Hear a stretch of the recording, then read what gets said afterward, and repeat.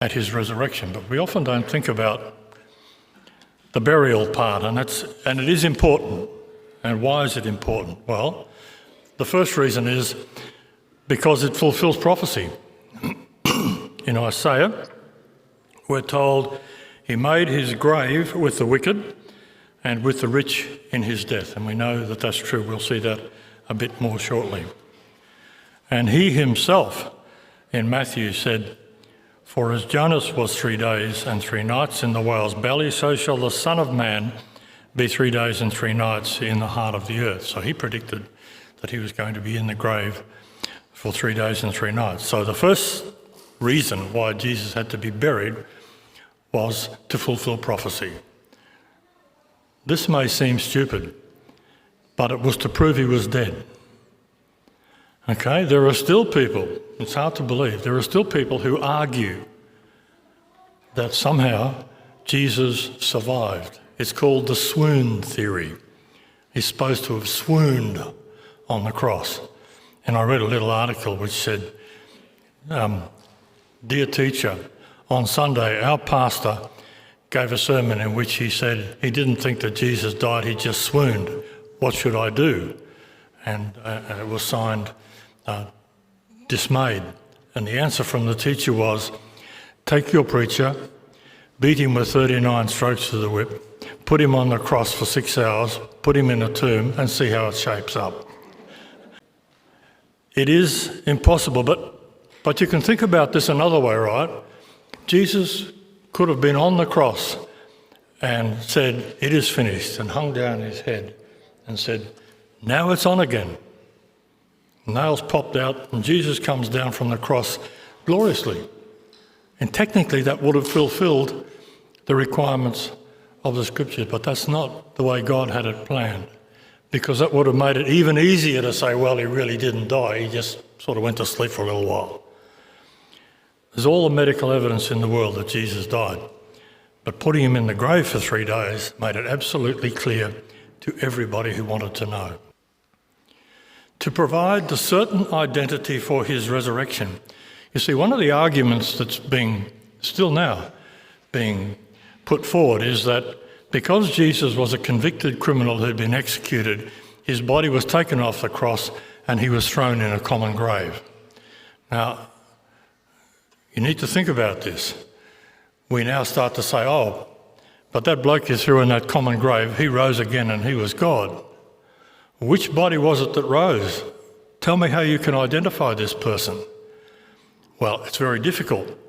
But if he's put in a grave where he's the only body and it's sealed and guarded and then he's not there in 3 days' time, that's a whole different story. And so it was to provide the certain identity that everybody knew where Jesus' body was put and everybody knew that he had moved from that place and not by human hands.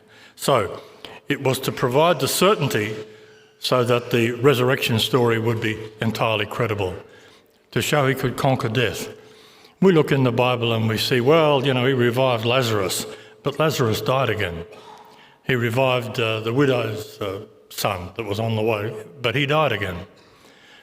He revived Jairus' daughter, but she died again. Jesus did not die again.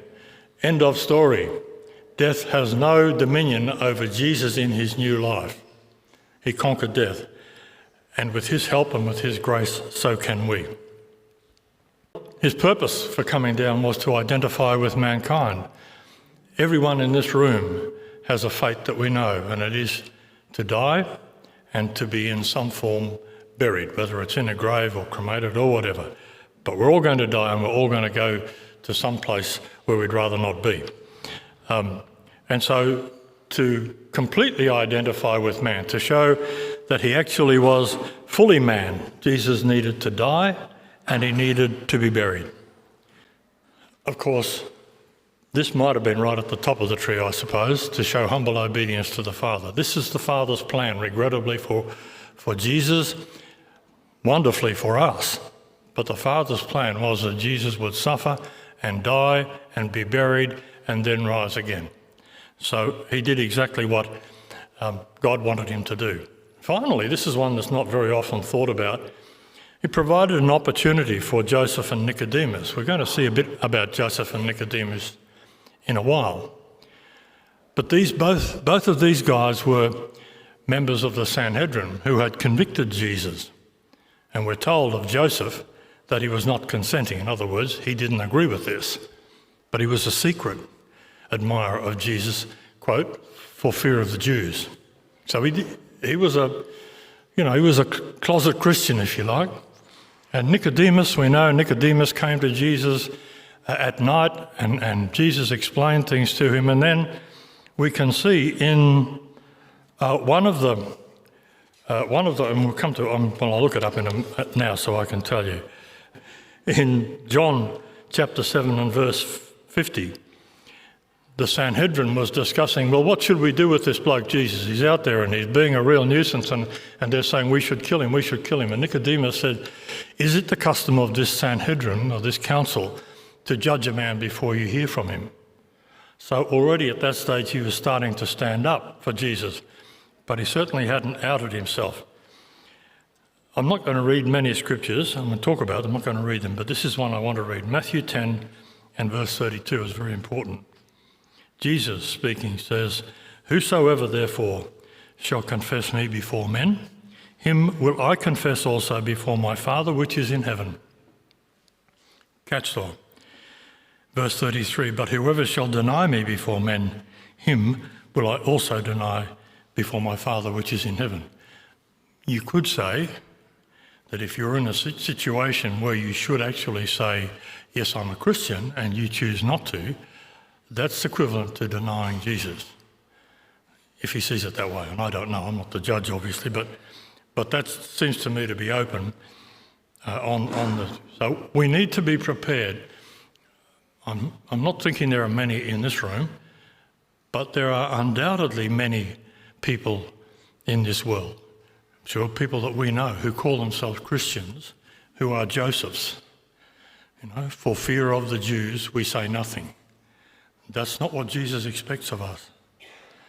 Okay, so these are the scriptures. I'm not going to read them. I've put them there so you can copy them down if you like. These are the scriptures that deal with Jesus' burial. Matthew 27, 57 to 61, Mark 15, 42 to 47, Luke 23, 47 to 56, and John 19, 33 to 42. John is interesting because John actually says in his gospel, I was there. Now we know that the scriptures are spirit-breathed, and that's fine, but this is an eyewitness. He was there. Imagine this is the disciple that Jesus loved. We presume he loved Jesus back. He's watching all this happen. This must have been a really difficult time.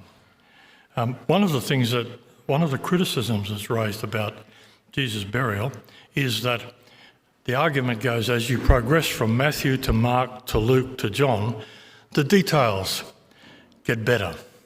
They're more favourable to Jesus. They're more favourable to Christians. And therefore, these are not reliable. Well, I think that's a bit of nonsense myself, but it is true that the first three Gospels are called the synoptics, so that there is fairly clear evidence that they actually didn't rely on each other, but they were aware of each other. John is a whole separate bundle of fish. And in particular, John was the only one of the Gospel writers who actually claims to have been there. So, moving on. These are the facts as we learn them from the Gospels. Some of the facts are agreed. Jesus died on the cross. He died about 3 p.m. in the afternoon. We know that the soldiers broke the legs of the other two crucified victims because they wanted to hasten their death. But Jesus was already dead, so they stuck a spear in his side. Joseph of Arimathea, a member of the Sanhedrin, appeared at about this time. And you first meet Joseph in Matthew 27 and verse 57. And Joseph went to Pilate and sought the body of Jesus.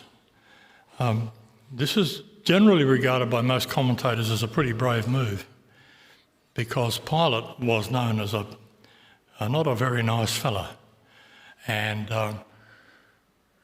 he had obviously not had the courage to stand up to the Jews, and therefore had crucified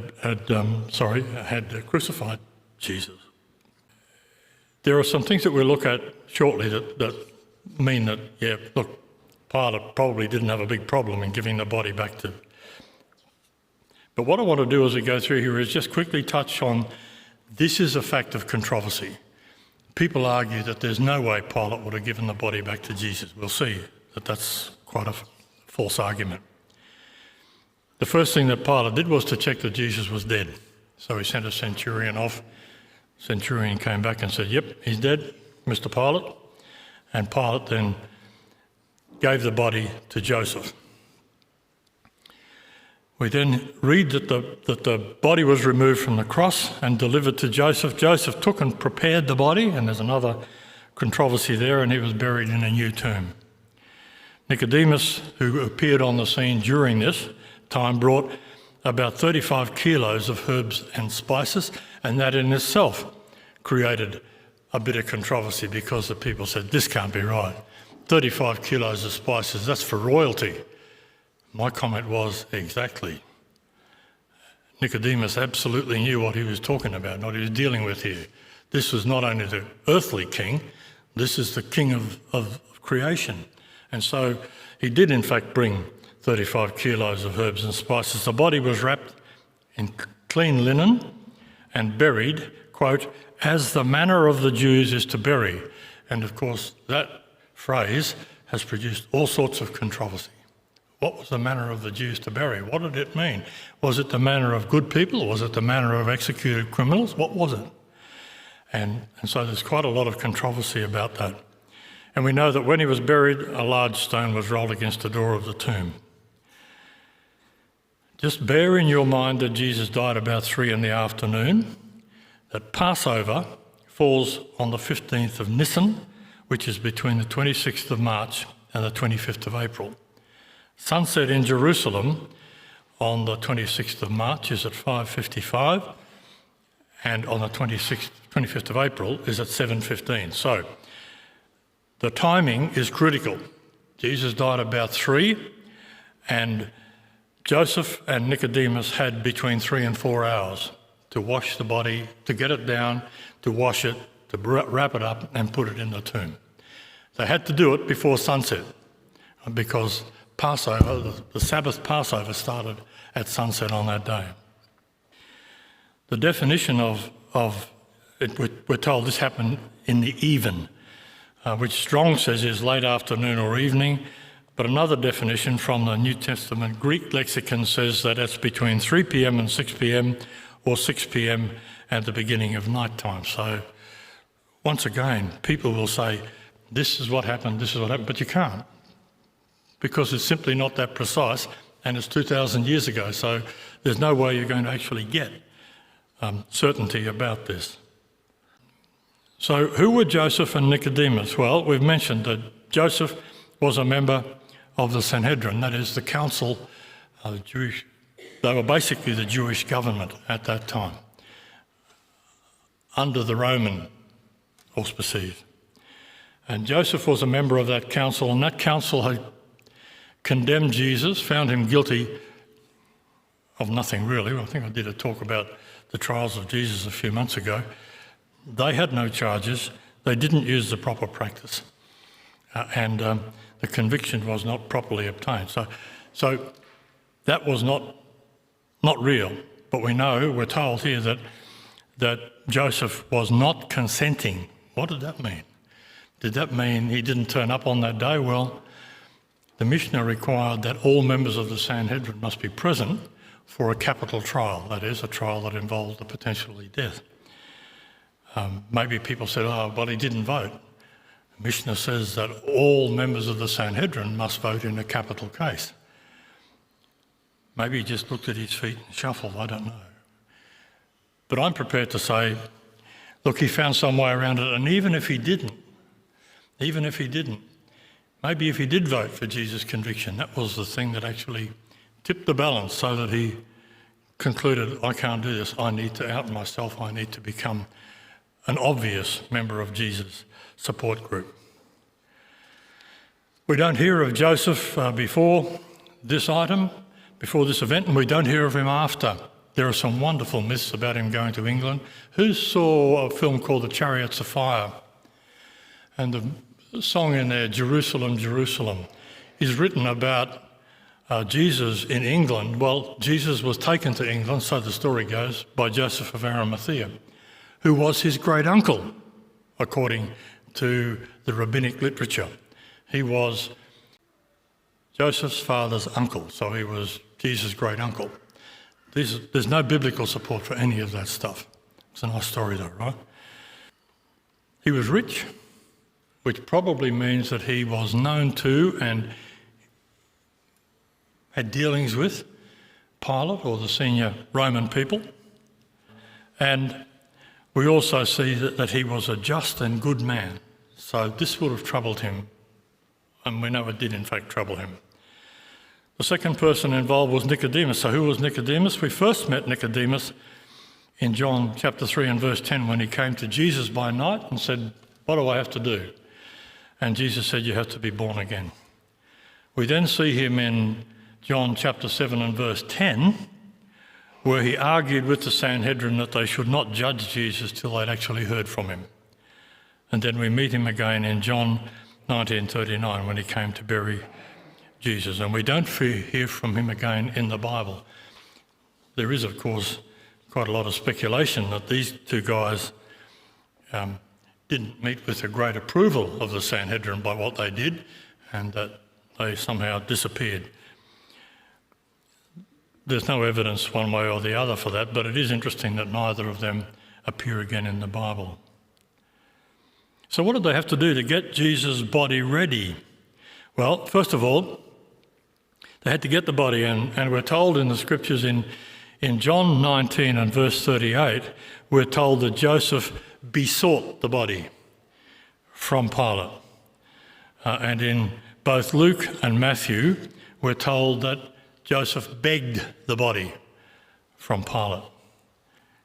It doesn't really matter, but it does, I think, perhaps indicate a degree of anxiety in Joseph's part to get the body. Pilate was surprised that Jesus was already dead.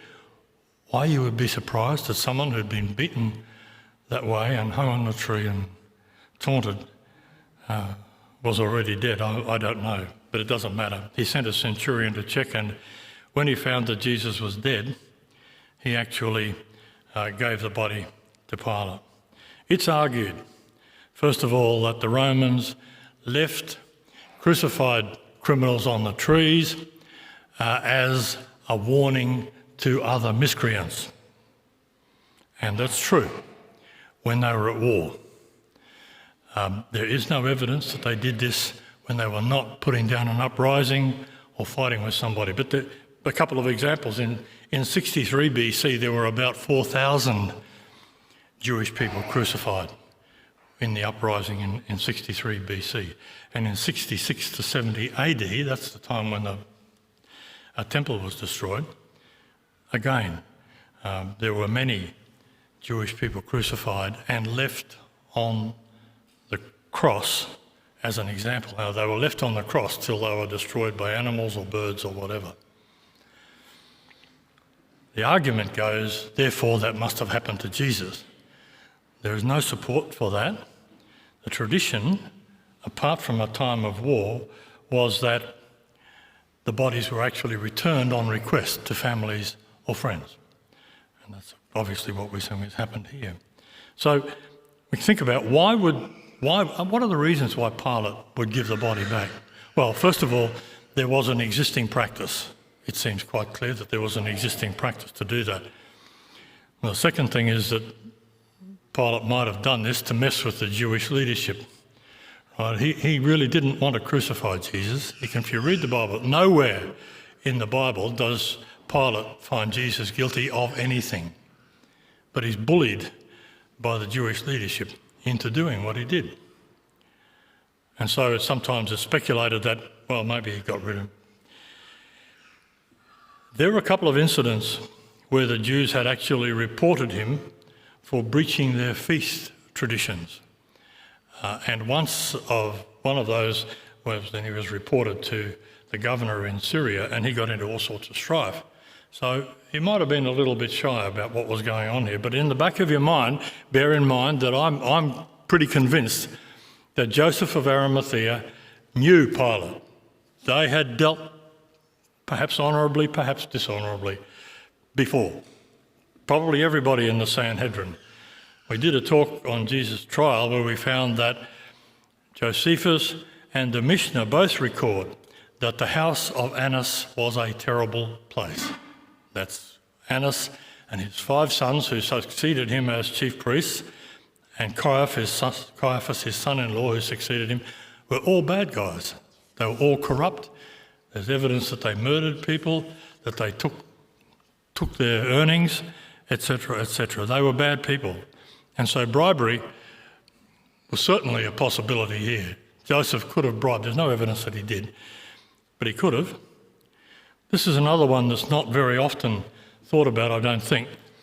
But if you read Matthew 27:19, Mrs. Pilate came to Pilate during the trial and said, "Leave this guy alone. I've had bad dreams." He says, "Leave this innocent man alone. I've had bad dreams. Dreams have troubled me all night." So she told Pilate. And then in John 19 and verse 7, the Jewish leader said we should convict him because he made himself God. And the quote from the Bible says, Pilate was more afraid then. So he was quite afraid.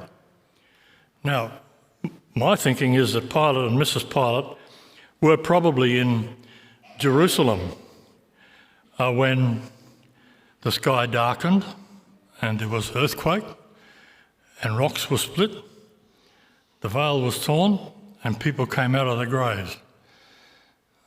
And my thinking is, well, it may well be apart from or as well as with the other things, Pilate said, "I've had enough of this, just take him away, get rid of him, move him."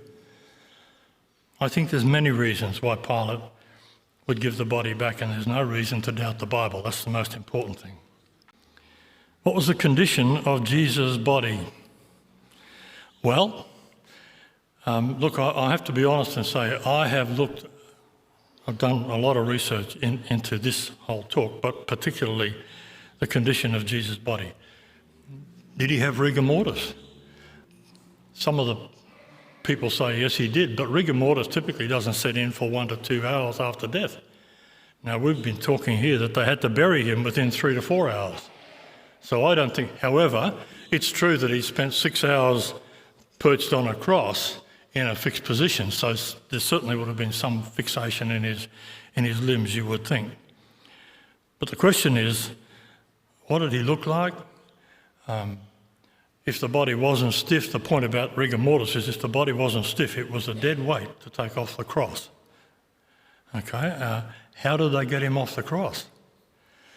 The Bible is not particularly clear about this, about who took it down. In Matthew 27:58 and Mark 15:15, they both say he took the body.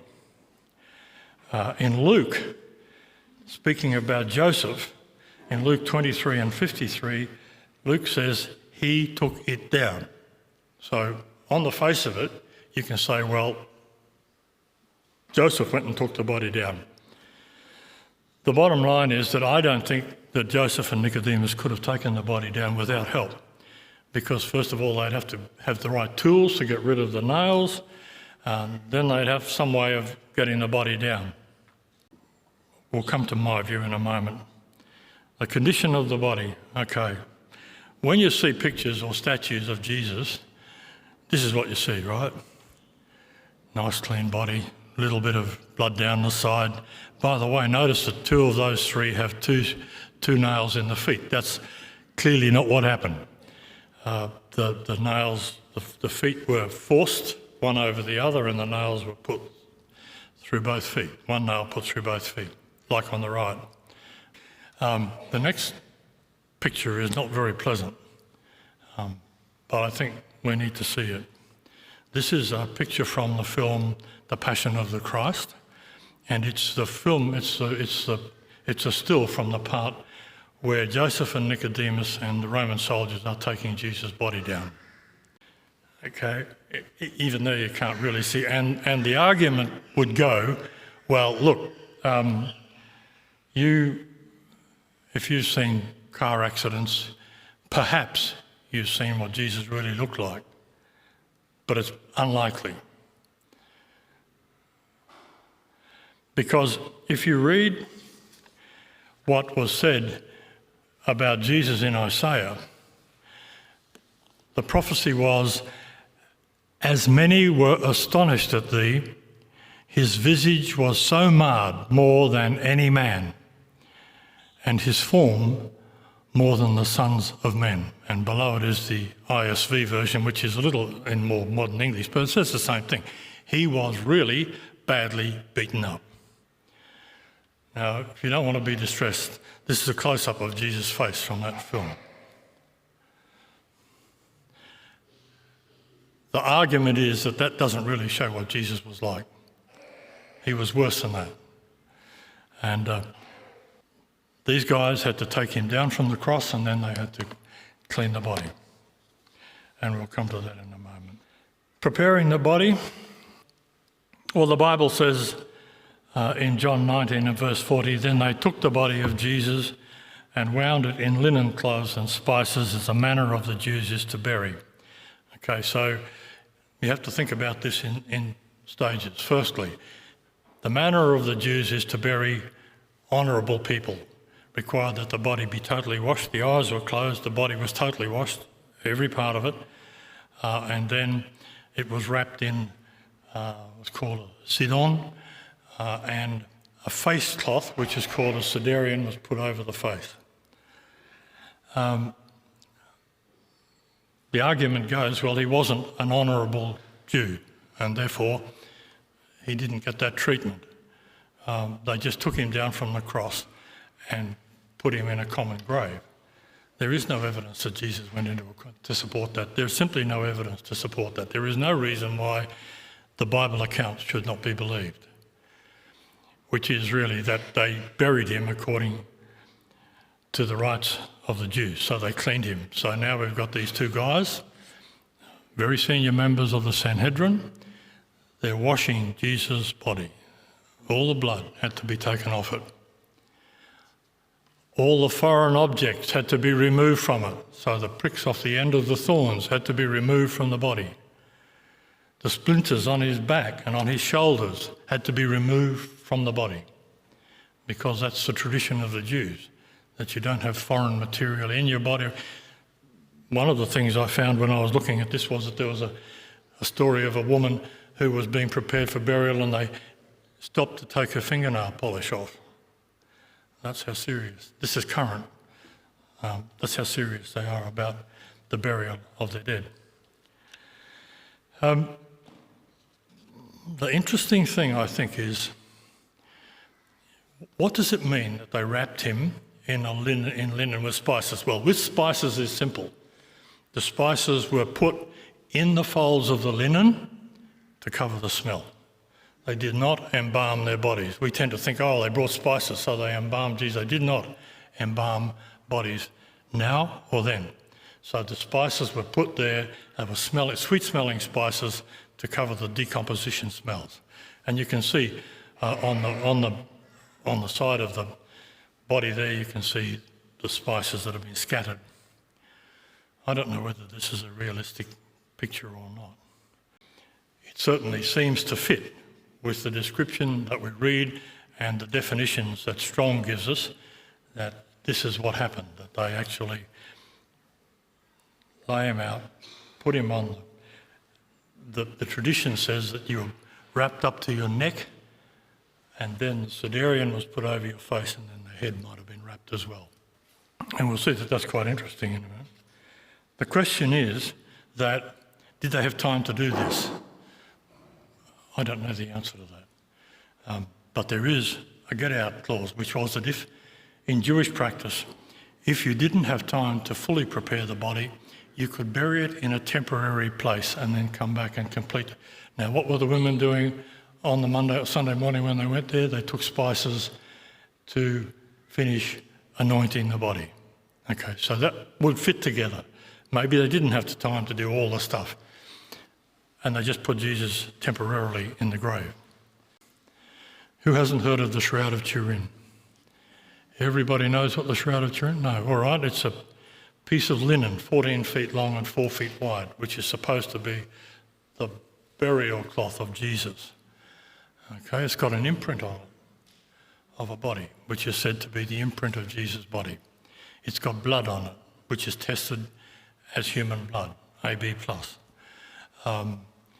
It's got marks from wounds in the head. It's got marks from wounds in the back, and so it's just like a big long sheet of linen which was put underneath and then folded over the top. Right? Now that's not what this looks like, and I don't know whether they wrapped something around after. It doesn't seem to say that. But here's the thing: this piece of cloth has been subjected to more scientific examination than most things on this earth. And the evidence is that the blood is the blood, da-de-da. Nobody can explain the image. Nobody can explain the image. Nobody's been able to duplicate the image. Some eccentric Englishman offered £1 million to someone who could duplicate the image, and they haven't been able to do it. Is it the real thing? Well, this is my thinking. If it's the real thing, does it make any difference? What we know Jesus was in the grave. We know that he had all these wounds. Does it make any difference? It doesn't actually add to our story, I don't think. Except that the argument is that the image was made by some form of radiation. Okay, and so the argument goes, this is Jesus arising, and his transposition, I suppose, caused the image to be there, which is it's quite an interesting image. It's if you photograph it with different types of lenses, you get a 3D picture of the body, which is quite amazing. Now the history of this thing is quite interesting. It didn't appear till 1350. Someone in France got it from a knight, a K-N-I-G-H-T. They swapped it for 2 castles later on, and it got into the hands of the Savoy family, who became the kings of Italy, and eventually it went into the trust of the Catholic Church. It's currently in the Cathedral of Turin, which is why it's called the Shroud of Turin. To me, 2 things stand out. One is the blood on this would indicate that there was no sudarium. When we see what happened when they went to the grave on the morning of the resurrection, there was a sudarium there. Paul tells us there was a sudarium there. So the Turin shroud people say, oh, Paul got that wrong. He misunderstood. Get out of here. The thing for me is that if it's real, if it is actually a supernatural production, there are 2 people who could have produced this, right? One of them gave us a commandment which said, you will have no graven images. Did he do it? Or did the other guy, who thrives on disruption, deception, this has been going on for 600 years, right? And people venerate this. Catholics venerate this. People become Catholics because of this.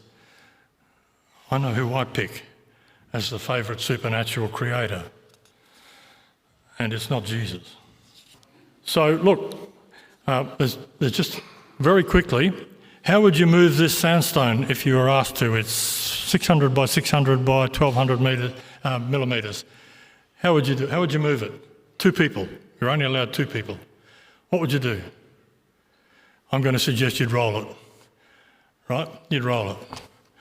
Why is that important? Well, because we tend to see the burial place of Jesus with a big rolling stone beside it, right?